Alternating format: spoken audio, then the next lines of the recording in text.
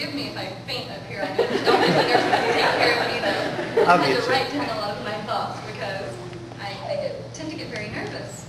But I do want to thank you all for letting me be here today because it's just, it means so much to me to be able to celebrate Jonathan's homecoming and his survivorship. So I want to thank the O'Malleys especially for inviting me to be here. Sounds like a lot of you already know who I am, but a little bit of background for the ones who don't. Other than being another nurse that had the special opportunity to take care of Jonathan over the last 9 months, Jonathan and I actually share something that's very special. 17 years ago, which I guess dates me since he was born 17 years ago, I was a teenager battling leukemia.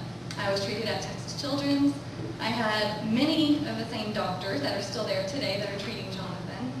And so, you know, I'm a survivor, and I'm proud to say that Jonathan and I now share that. We're both survivors.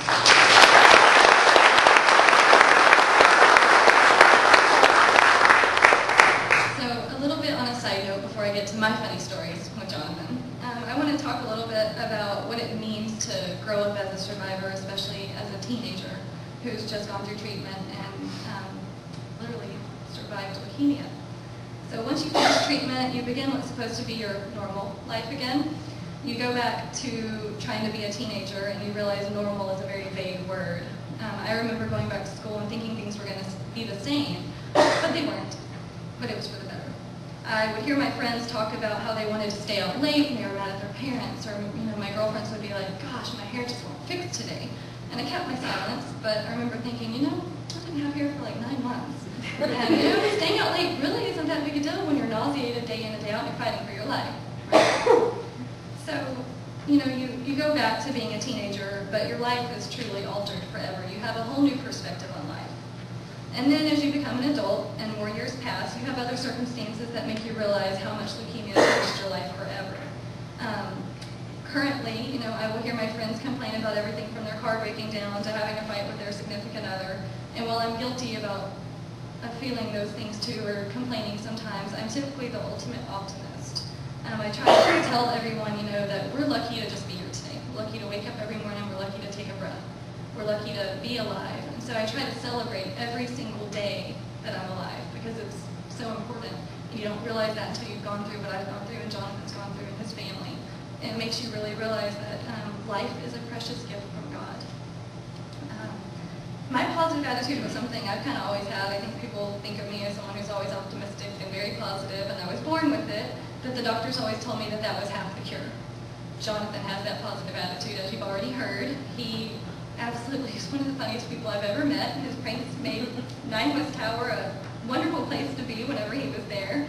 And so, Jonathan's positive attitude was definitely half of his cure too. The throw-up story, all those good things keep people laughing, keep people smiling, so that's good. Jonathan was a constant fixture on 9 West Tower, room 911. I'm surprised we have not heard that number yet today.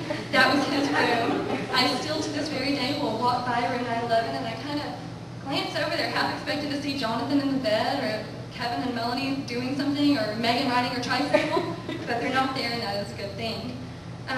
My first night to take care of Jonathan was just before he was to go home for the first time.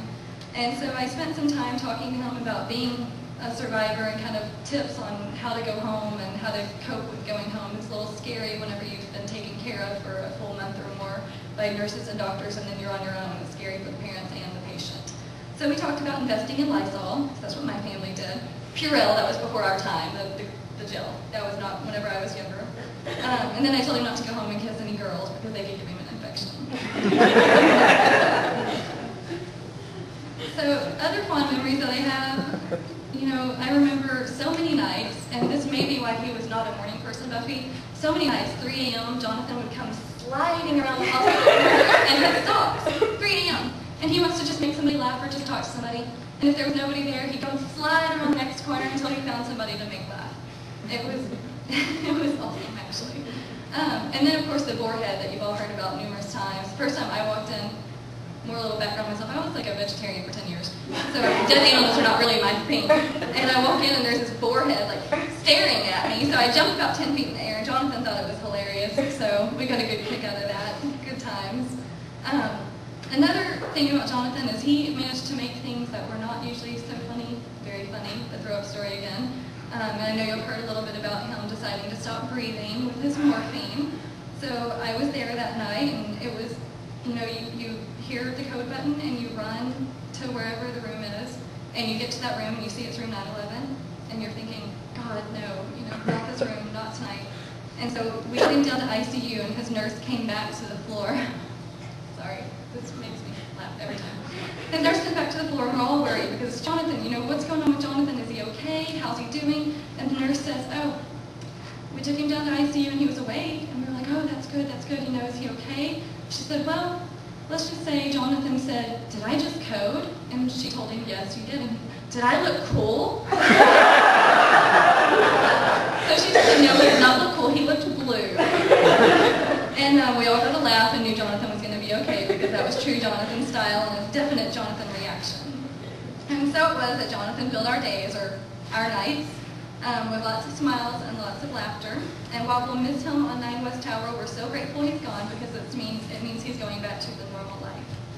I know personally that I hope to stay in touch with the O'Malleys, and I want to watch Jonathan grow into an adult and give any advice that you may have about being an adult as a survivor. As you all know, I'm getting married in September, and I truly feel like my whole life has been more fulfilling and happier than it ever possibly could have been because of what I've gone through. So I know Jonathan will experience these treasures also, and I look forward to hearing from him from time to time. As a matter of fact, in a few years when he joins the family of Texas Children's, because I'm on both sides, I'm the nurse and the patient, the long-term survivor clinic. I hope to see him at the clinic, and we can share our stories and share our experience. So thank you so much again for letting me be here.